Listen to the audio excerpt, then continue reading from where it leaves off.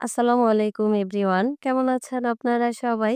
আশা করি আল্লাহর রহমতে আপনারা সবাই খুব ভালো আছেন এবং সুস্থ আছেন। আমরাও ভালো আছি আলহামদুলিল্লাহ। নতুন দিনে নতুন আরো একটি ব্লগ ভিডিও দেখার জন্য আপনাদের সবাইকে আমন্ত্রণ জানাচ্ছি। আশা করি আমার আজকের ভিডিওটিও আপনাদের খুব ভালো লাগবে এবং অনেক বেশি উপকারে আসবে। আমার গত কয়েকটি ভিডিওতে আমার কয়েকজন প্রিয় আপু আমাকে কমেন্ট করে বলেছেন, আপু তোমার বাসাটা সবসময় খুব সুন্দরভাবে গোছানো এবং পরিপাটি করা থাকে আর তোমার হাতের কাজগুলো অনেক বেশি সুন্দর এবং পরিষ্কার পরিচ্ছন্ন। প্রিয় আপুদের কাছ থেকে এত সুন্দর সুন্দর কমেন্ট পেলে সত্যি খুব খুব বেশি ভালো লাগে আর ভিডিও বানাতেও অনেকটা আগ্রহ বেড়ে যায়। আসলে আমি ঠিক জানি না আমি কতটা গুছিয়ে পরিষ্কার করে কাজ করি, তবে সবসময় চেষ্টা করি বাসাবাড়ি গুছিয়ে পরিষ্কার পরিচ্ছন্ন রাখতে। তো আমি আজকের ভিডিওতে আপনাদের সাথে শেয়ার করব আমি যেভাবে সবসময় আমার বাসাটা গুছিয়ে পরিষ্কার পরিচ্ছন্ন করে রাখি সেই সম্পর্কিত কয়েকটি প্রয়োজনীয় গুরুত্বপূর্ণ টিপস। আর এই টিপসগুলো ফলো করে আমি একেবারে কম সময়ে খুব সহজে ঘরবাড়ি গুছিয়ে পরিষ্কার পরিচ্ছন্ন রাখি।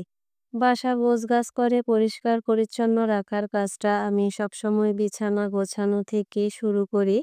তো আমার বাসা গোছানো এবং পরিপাটি করে রাখার ১ম টিপসটাই হচ্ছে বিছানা পরিপাটি করে রাখা। মানে বিছানার মশারিটা আরকি গুছিয়ে রাখা।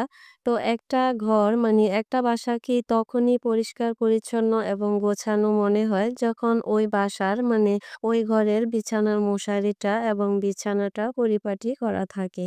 খাটের সাথে মশারিটা ঝুলানো থাকলে সত্যি বাসাবাড়ি খুব অগোছালো মনে হয় এবং অপরিচ্ছন্ন মনে হয়। আমি সবসময় আমার বিছানার মশারিটা যেভাবে গুছিয়ে রাখি সেটা এখন আপনাদের সাথে শেয়ার করছি। তো আমি ১ম এই মশারির ৪ টা কোনা খুলে একসাথে করে নিই। এভাবে মশারির ৪ টা কোনা একত্রে রাখলে পরের বার যখন মশারিটা আরকি টানাতে যাব, তখন খুব সহজেই মশারির কোনাগুলো খুঁজে পাওয়া যায় আর মশারিটা খুব সহজেই টানানো যায়। তারপর আমি একটা কুশন কভারের মধ্যে মশারিটা ভাঁজ করে রেখে দিচ্ছি। এভাবে আমি একটা কুশনের মধ্যে আমার বাসার ২ টা খাটের ২ টা মশারি একত্রে করে রাখি। আর এই কুশনটা আমি বিছানায় বালিশের সামনে সাজিয়ে রাখি। এতে করে বিছানাটা দেখতেও খুব সুন্দর লাগে আর বাসাটাও সবসময় খুবই পরিপাটি থাকে। ২ নম্বর টিপসটা হচ্ছে বিছানার চাদরটাকে টানটান করে পরিপাটি করে রাখা। তো এক্ষেত্রেও অনেকেই বলে থাকে যে আমাদের বাসায় ছোট বাচ্চারা আছে আর বাচ্চারা বিছানায় খেলাধুলা করে বিছানার চাদরটাকে একেবারে এলোমেলো করে রাখে। কিছুতেই বিছানার চাদরটাকে টানটান করে রাখতে পারি না। আমারও ৩ জন বাচ্চা আছে। তো আমি যে টিপসটা ফলো করার মাধ্যমে সবসময় বিছানার চাদরটাকে টানটান করে গুছিয়ে রাখি সেটাই এখন আপনাদেরকে দেখাচ্ছি। আমি বিছানা টানটান করে পরিপাটি করে রাখার জন্য আমার বিছানার চাদরটাকে তোশকের সাথে আটকে রাখার জন্য সবসময় একটা সেফটি পিন ব্যবহার করি। আর সেফটি পিনের নিচের পেঁচানোর অংশটাতে যেহেতু কাপড় পেঁচিয়ে অনেক সময় কাপড় নষ্ট হয়ে যাওয়ার সম্ভাবনা থাকে, সেজন্য আমি একটা ছোট্ট কাপড়ের টুকরোকে ভাঁজ করে সেফটি পিনের মধ্যে প্রবেশ করিয়ে পেঁচানো অংশটার সাথে নিয়ে আটকে রাখি। আর এরপর আমি বিছানার চাদরটাকে ভাঁজ করে তোশকের নিচে প্রবেশ করিয়ে দিয়ে ঠিক বিছানার মানে খাটের মাথার দিকের তোশকের মাঝ বরাবরে তোশকের সাথে চাদরটা অ্যাডজাস্ট করার জন্য এই সেফটি পিনটাকে আটকে দেই। আর এভাবে তোশকের সাথে চাদরটাকে আটকে রাখার জন্য এই সেফটি পিনটা ব্যবহার করার কারণে আমার বাচ্চারা খাটে উঠে যতই খেলাধুলা করুক না কেন চাদরটা কিন্তু কখনোই তোশকের নিচ থেকে উঠে আসে না। যেজন্য আমার বিছানার চাদরটা সবসময় টানটান করা থাকে আর বিছানাটাও সবসময় গোছানো এবং পরিপাটি করা থাকে। আর মাথার দিকের সাইডটাতে সেফটি পিনটা ব্যবহার আমি এজন্যই করি কারণ মাথার দিকের সাইড থেকে যদি বিছানার চাদরটা তোশকের নিচ থেকে খুলে আসে তাহলে আবার বালিশ সরিয়ে বিছানার চাদরটাকে গোছানো অনেকটা কষ্টকর এবং বিরক্তিকর হয়। সেজন্য আমি সেফটি পিনটা মাথার দিকের সাইডে দিয়ে রাখি আর খুব সহজে পায়ের দিকের সাইডটাকে ইজিতে আরকি গুছিয়ে নিতে পারি। এভাবে সেফটি পিন ব্যবহার করার কারণে কিন্তু আমার বাসার বিছানার চাদরটা সবসময় টানটান করে গোছানো থাকে। এজন্য আমার বাসাটা অনেকটা পরিষ্কার পরিচ্ছন্নও থাকে।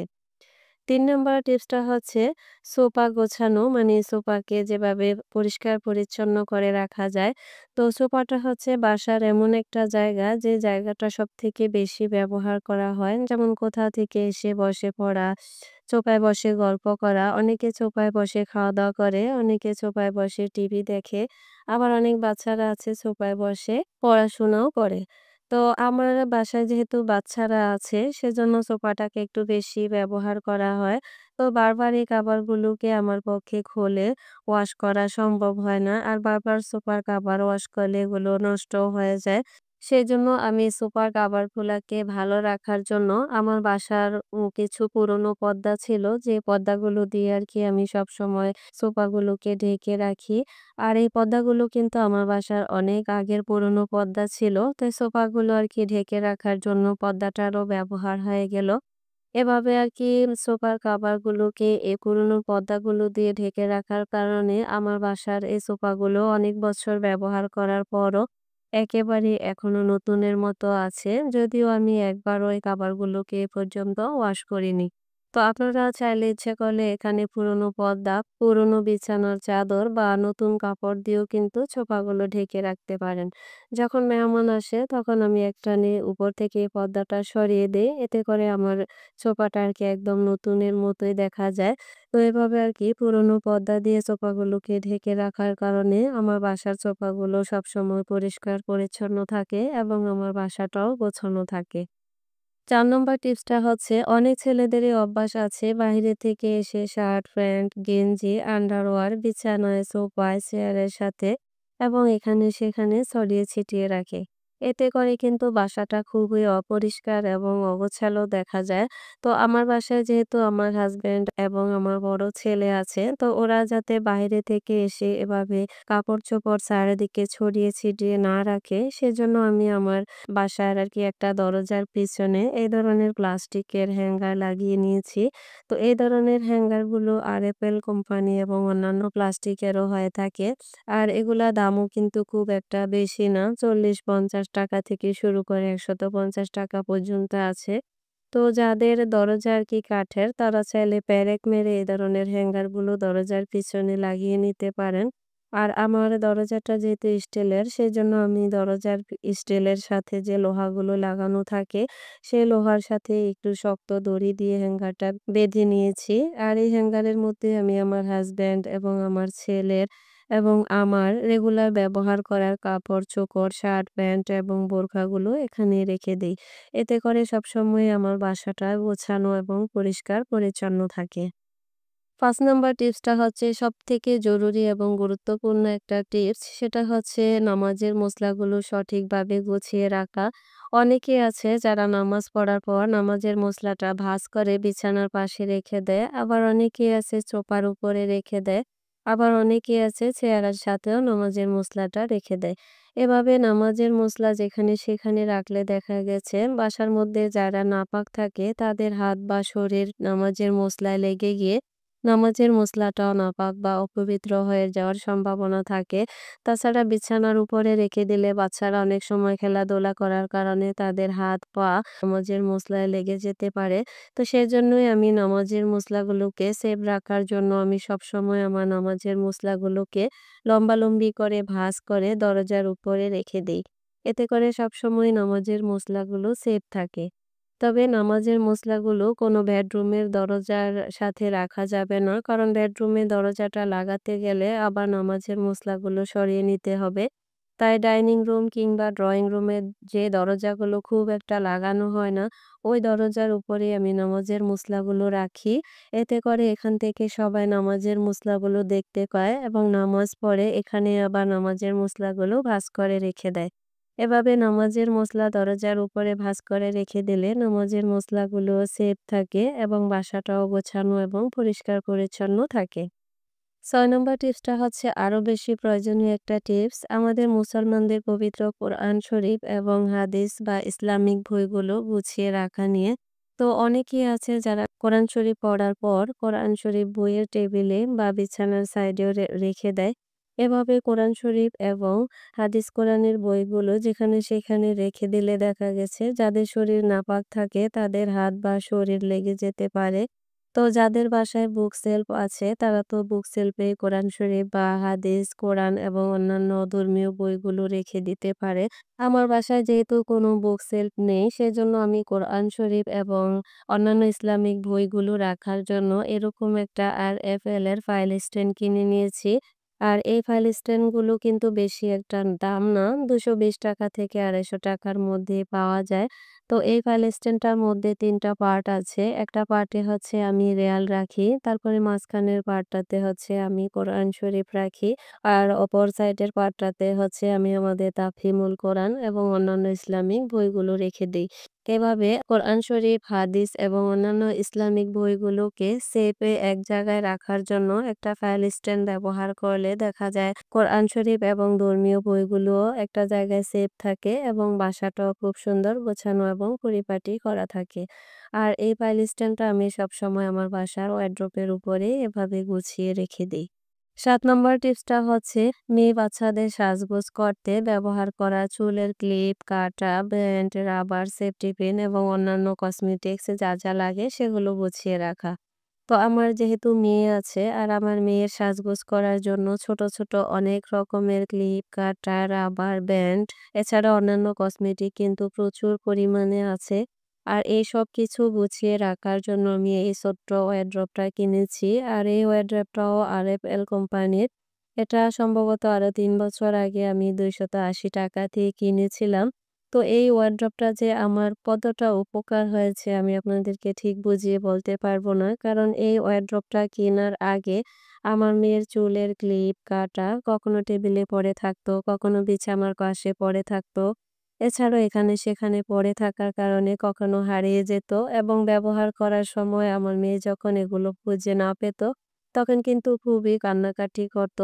তো তারপরে আমি আরকি এই ছোট্ট অ্যাডপ্টটা যখন কিনে দিয়েছি, তারপর থেকে মেয়ের সব প্রয়োজনীয় সাজানি ক্লিপ, কাটা, চুলের রাবার ব্যান্ড এবং অন্যান্য কসমেটিক্স গুলো এই ওয়ারড্রবটার মধ্যেই থাকে এবং খুব সহজে আমার মেয়ে এখন এখান থেকে তার প্রয়োজনীয় সাজগোছের জিনিসগুলো নিয়ে ব্যবহার করতে পারে এবং বাসাটাও কিন্তু পরিপাটি করে গোছানো থাকে। ছোট, ছোট জিনিসগুলো আর এখানে সেখানে পড়েও থাকে না, হারিয়েও যায় না। আর এই ওয়ারড্রবটা আমি সবসময় আমার বাসার ড্রেসিং টেবিলের সামনে রেখে দেই। এতে করে বাসাটা দেখতেও কিন্তু খুবই সুন্দরভাবে গোছানো আর পরিপাটি মনে হয়। একদম সর্বশেষ টিপসটা হচ্ছে ছোট বাবুদের প্রয়োজনীয় জিনিসগুলো গুছিয়ে রাখা। তো আমার যেহেতু ১.৫ বছরের ছোট বাবু আছে, বাবুর ব্যবহারের সরিষার তেল এর বোতল, অলিভ অয়েল তেল, তারপর বাবুর নাক, কান, নাভি পরিষ্কার করার জন্য কটন বাড, টিস্যু, তারপর বাবুর জ্বর চেক করার জন্য থার্মোমিটার। আর বাচ্চাদের তো সবসময় কোনো না কোনো ওষুধের প্রয়োজন হয়ই। তো আমার বাবুর ছোটবেলা থেকে গ্যাসের সমস্যা ছিল। সেজন্য আরকি আমার বাবুকে ছোটবেলা থেকেই টিপাল নামের এই ওষুধটা খাওয়াই। তো বাবুদের প্রয়োজনীয় এই জিনিসগুলো ব্যবহার করার সুবিধার্থে একই সাথে একটা জায়গায় এরকম একটা প্লাস্টিকের খাড়া বক্সে আমি রেখে দেই। এতে করে বাবুর প্রয়োজনীয় জিনিসগুলো একসাথে খুব সহজেই আমি খুঁজে পাই। আর বাচ্চাদের এই জিনিসগুলো এখানে সেখানে অগোছালো না রেখে একটা বক্সে রেখে দিলে বাচ্চাদের যেকোনো সময় যেকোনো প্রয়োজনে এটাকে হাতের কাছে রেখে ব্যবহার করা যায় এবং বাসাটাও কিন্তু খুব সুন্দর পরিপাটি করে গোছানো থাকে। আর এই বক্সটাও কিন্তু আমি সবসময় আমার ওয়ারড্রোবের উপরে গুছিয়ে রাখি। প্রয়োজন অনুযায়ী আমি এখান থেকে নিয়ে ব্যবহার করি। আর রাত্রের বেলায় এই বক্সটা আমি বিছানার পাশে নিয়ে রাখি যাতে রাত্রে খুব সহজে বাবুর প্রয়োজন লাগলে এখান থেকে নিয়ে ব্যবহার করতে পারি। তো এই বিশেষ ৮ টি টিপস ফলো করে আমি সবসময় আমার বাসাটা গুছিয়ে পরিষ্কার পরিচ্ছন্ন করে রাখি। তবে এই টিপসগুলো ছাড়াও আরো কিছু টিপস আছে যেগুলো ফলো করে আমি সবসময় আমার বাসাটা গুছিয়ে পরিষ্কার করে রাখি।